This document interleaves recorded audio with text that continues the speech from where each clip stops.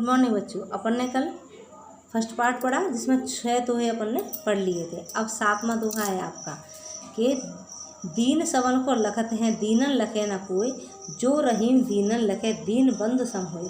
तो रहीमदास जी कहते हैं दीन सबको लखत है, दीन दुखी व्यक्ति सबको लखत मीन्स देखते हैं, दीनन लखे ना कोई, लेकिन दीन दुखियों को कोई नहीं देखता। जो रहीम दीनन लखे दीन बंधु सम होए। रहीमदास जी कहते हैं कि जो व्यक्ति कि दीन दुखियों को देखते हैं वह उनके लिए दीन बंधु अर्थात भगवान के समान होते हैं।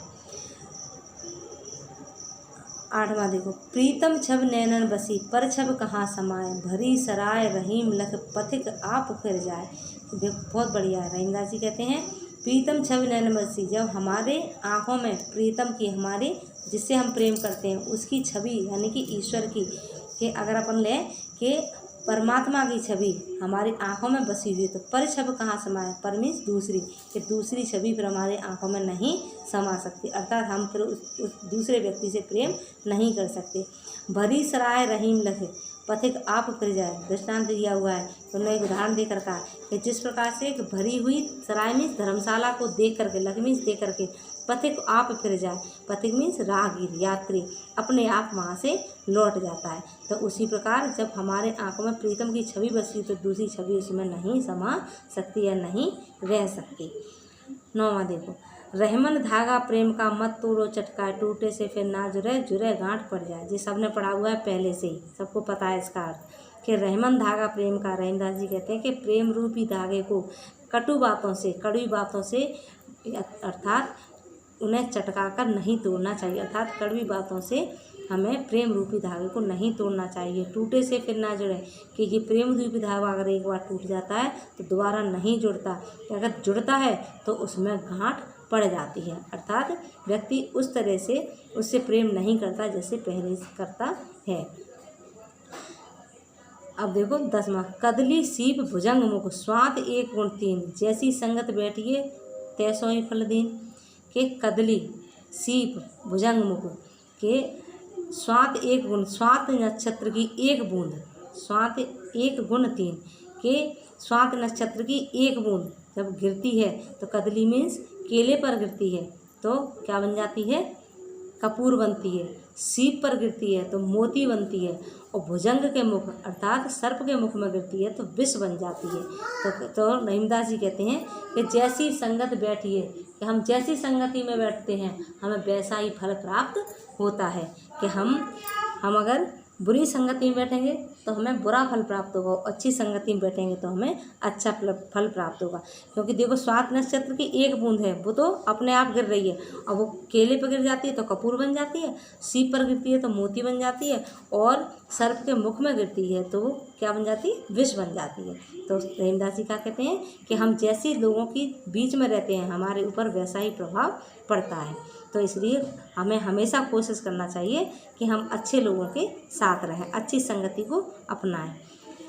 11वां देखो, तरवर फल नहीं खाते हैं सरवर पिए नहीं पान, कहे रहीम पर काज हित संपत्ति सचय सुजान। जी 8th क्लास में पढ़ा होगा आप लोगों ने कि तरवर फल नहीं खाते हैं, कि वृक्ष कभी अपना फल नहीं खाता, सरवर पिए नहीं पान और नदी कभी अपना पानी नहीं पीती है। कहे रहीम पर काज हित संपत्ति सचय सुजान, के रहीमदास जी कहते हैं कि दूसरों के कार्यों को सिद्ध करने के लिए ही सज्जन लोग संपत्ति को एकत्रित करते हैं। संपत्ति संचय, संपत्ति मीन्स धन दौलत को, संचय मीन्स एकत्रित करते हैं, सुजान मीन्स सज्जन लोग, कि सज्जन लोग दूसरों के हित के लिए ही संपत्ति को एकत्रित करते हैं, कि अपने लिए कभी कुछ नहीं करते।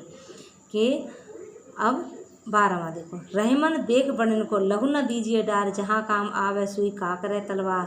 कि रहीमदास जी कहते हैं कि बड़े लोगों को देख करके हमें कभी भी छोटों को त्यागना नहीं चाहिए, क्योंकि जहाँ काम सुई कर सकती है वहाँ तलवार नहीं कर सकती, जो कार्य सुई करती है वो कार्य तलवार नहीं करती। इसलिए कभी भी बड़ों को देख करके छोटों को नहीं त्यागना चाहिए, कि सबका अपना मान सम्मान अपने स्थान पर बराबर होता है।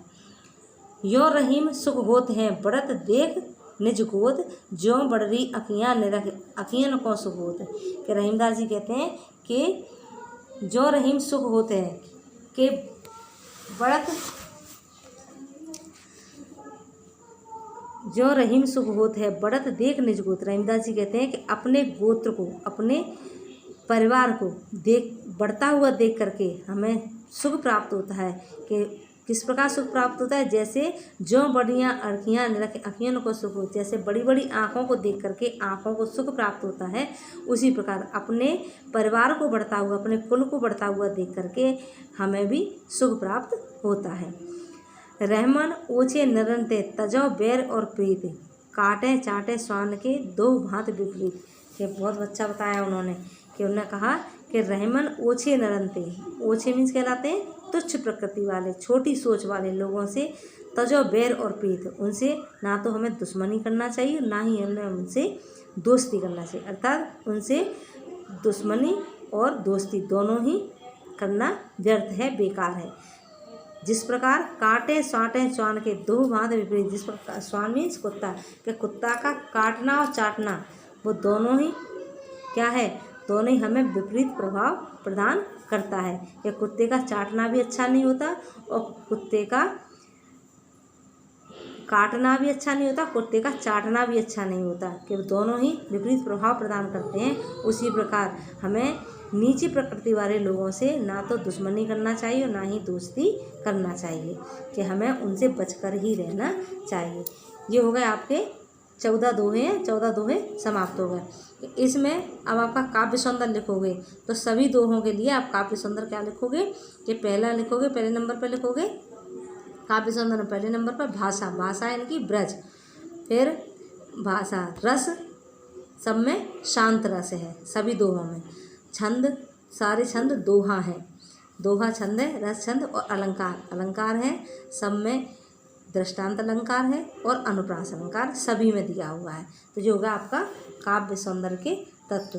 तो ये हो गई आपकी रहीमदास। तो आपका तीसरा लेसन भी समाप्त हो गया।